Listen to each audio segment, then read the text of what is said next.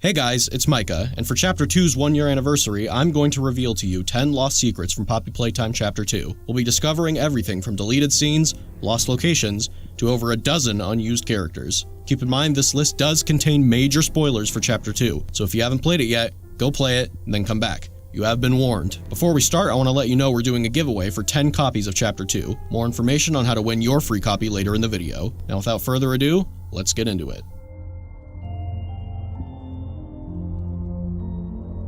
Number 1. Chapter 2's alternate opening. Poppy Playtime fans will remember that Chapter 2 opens with us exploring Elliot Ludwig's office and eventually finding Poppy in a hidden room below. But Chapter 2 didn't always start this way. In a now deleted opening of the chapter, after freeing Poppy from her case, you wake up and are immediately greeted by the sight of Poppy peeking out behind a door. The sequence continues with you following Poppy as she slinks throughout various hallways. Following Poppy then led you back outside to where Huggy Wuggy fell in Chapter 1. What followed was a 10-minute parkour sequence down the catwalks and conveyor belts from Chapter 1, eventually leading to a power puzzle that activated an elevator, taking you down to the game station to meet your new foe, Mommy Longlegs. Now, you're probably wondering why this never ended up in the game. There were a few reasons this alternate intro was abandoned. The first reason was chasing Poppy was just turning out too funny. The sequence went through 3 major iterations, starting with you straight up chasing Poppy to follow her, but that just ended up being way too funny. Version 2 was Poppy peeking out behind doorways and walls, but that was almost even funnier. In the last version, you see Poppy's shadow moving across the floor and walls.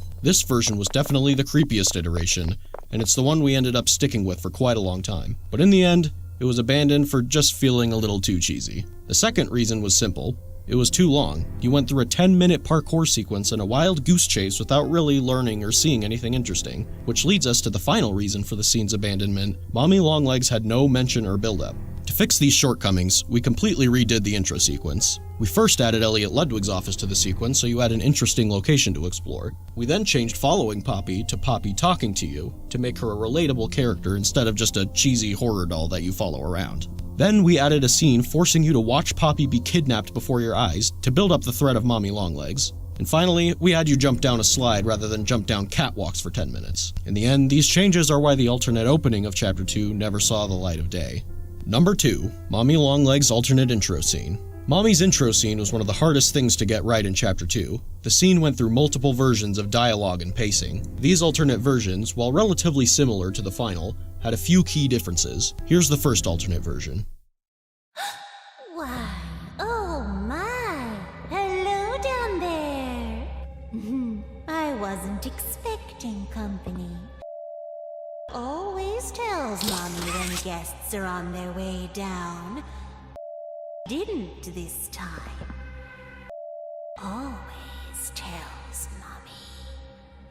Shh, you're okay now. Mommy will take care of you. Mommy wants to take you somewhere special. It's easy to get lost down here. Some have lost their way and never found it again. But Mommy won't let that happen to you. Mommy always knows where you are. So yeah, in this version of the scene, there were a few key elements missing from a storytelling standpoint. 1. Mommy's introduction to the story didn't influence anything about your current objective. 2. The player had no reason to feel threatened by Mommy Longlegs because she had no prior build-up at the time. So we addressed some of these issues in version 2.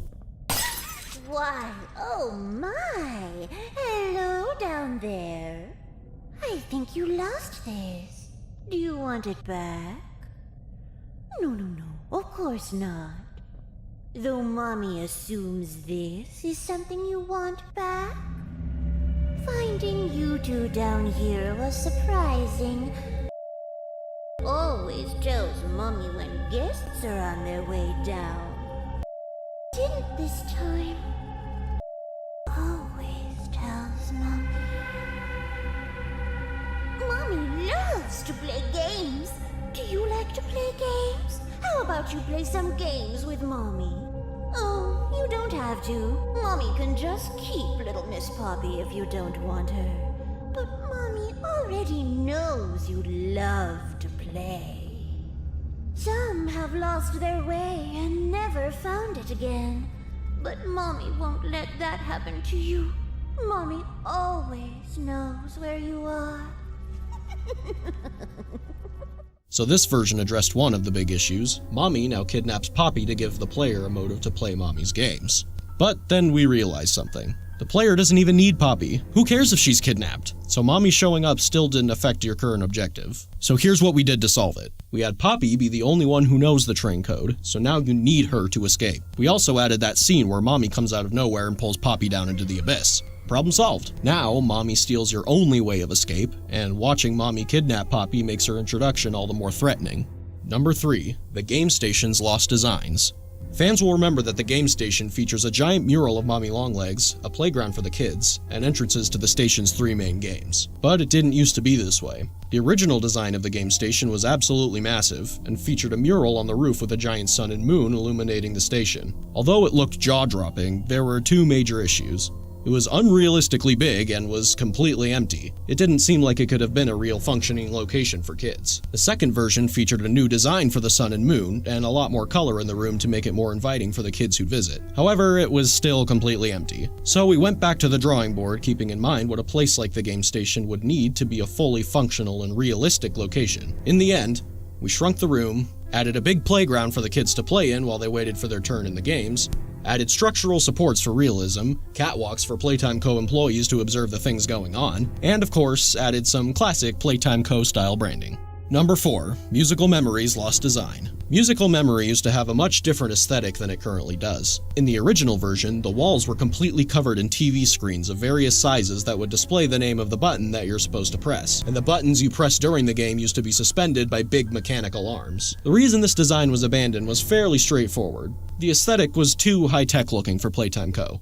The array of TVs and mechanical arms made the room feel closer to a spaceship than a toy factory. On top of that, we also decided that we wanted to include an area where Mommy Longlegs could watch you play, and that just wasn't going to work in a curved room with a bunch of TVs. Number 5. Cassie Cutie Pillar. Some of you may actually be aware of this one. Cassie Cutie Pillar was the original character that was going to be chasing you throughout the Statues game. She was a giant caterpillar with a pink snout, beady eyes, and 2 antennae. Cassie actually appeared in the official Chapter 2 trailer before she was scrapped. Though Cassie was cute, we felt we had the opportunity to make the character more unique by creating an unholy combination of 2 different animals. So we went back to the drawing board. We spent a long time picking the right face for this new character, something that didn't feel too goofy for the Statues section of the game. Eventually, we settled on the design that would become PJ Pugapillar. This was one of the later changes we made to Chapter 2, as we had already made a completely finished model of Cassie, complete with fur simulation and realistic eyeballs, as well as various art of Cassie throughout the game having to be swapped with the new PJ art. Number 6. Daisy the Flower and 7 other characters. This is probably the most well-known one on the list. Very similar to Cassie Cutie Pillar, Daisy was the original character that was going to be lowering towards you during the Musical Memory game. She was a flower marionette suspended on strings with a very unsettling face. Like Cassie, Daisy also appeared briefly in the trailer for Chapter 2. Daisy was abandoned because we wanted a character with more theming, and a way to alert the player that death was getting closer and closer. And this is where things got difficult. We went through 7 completely different character concepts for the Musical Memory toy. A monkey, a clown, a fox, a princess, a bluebird, another bird, a ballerina bird, and finally, a bunny. We liked the bunny because he had great theming with his symbols and clothes, as well as his symbols serving as a great audio tool as you hear him descending upon you in Musical Memory. After a few slight design tweaks and color variations, we finally got the Bunzo bunny we all know today. Daisy the Flower wasn't completely absent from Chapter 2, however, as we see various art and posters of her throughout the game, as well as a full cardboard cutout with voice lines from Daisy. Number 7. Mommy Longlegs alternate designs. Mommy Longlegs went through dozens of designs before she became the noodly pink maniac we all know today. 2 of these scrap designs actually show up in Chapter 2 as old blueprints for Mommy Longlegs. Her first design was a noodly plush doll with button eyes. It was cute, but that was the problem. The design wasn't eerie enough. A few other things on top of that was she looked too young for her name to be Mommy, she didn't have enough resemblance to a spider for her Longlegs pun to make sense, and we wanted to try making her a plastic toy to make her feel more unique from Huggy Wuggy. For the next designs, we really tried to push the spider look, as well as make her appearance a bit more creepy. She did look like a spider now, but too much so, to the point where we didn't think it would be realistic for Playtime Co. to create a toy like her. Another issue was this design didn't necessarily look like a toy at first glance either. The next designs really tried to push the creep factor in the face, and reel back a bit on the spider elements. This design pass is also where we came up with the idea of Mommy having limbs that could stretch. Originally, her limbs were going to extend in the form of plastic tubes, similar to the way a lightsaber toy might extend. This design was scrapped because of the challenge of making her limbs bend while also being made of extending plastic tubes. The variation of colors also made her design feel too sporadic and complex. To solve these problems, we came up with the concept of elastic plastic, a substance that Playtime co-created that can stretch like rubber but also retain its shape and position. We also simplified her color pattern and gave her a spherical waist similar to a spider's abdomen. We concepted a few alternate designs after this one with more spider-like features, however, the problem from before still persisted that it was too spider-like and creepy for Playtime Co. to have realistically made.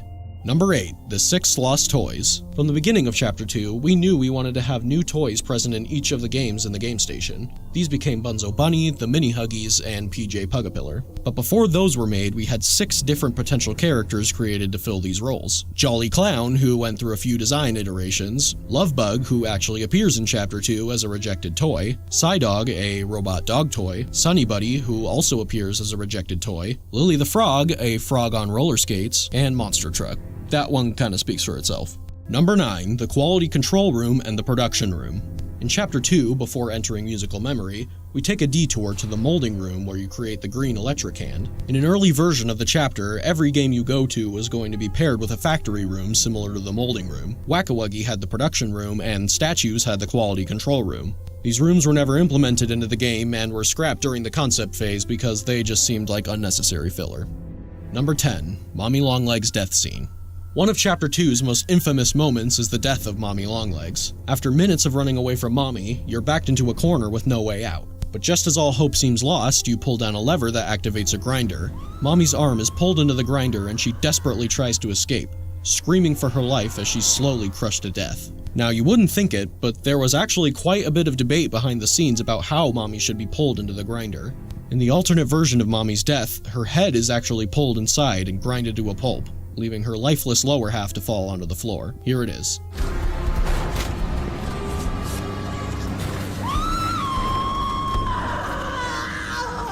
What have you done?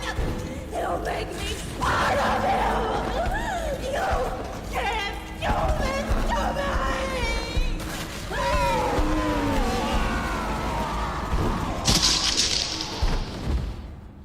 We decided to scrap this version for 2 reasons. 1, the imagery of Mommy's upper half being dragged away would be more resonant than her lower half being dragged away. And 2, Mommy's head being grinded up might have just been too gruesome to show without the game getting an M rating.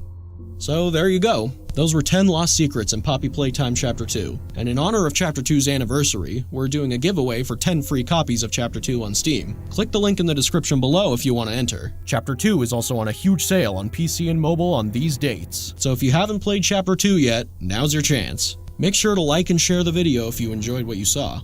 Thank you all for watching, and we'll see you in Chapter 3.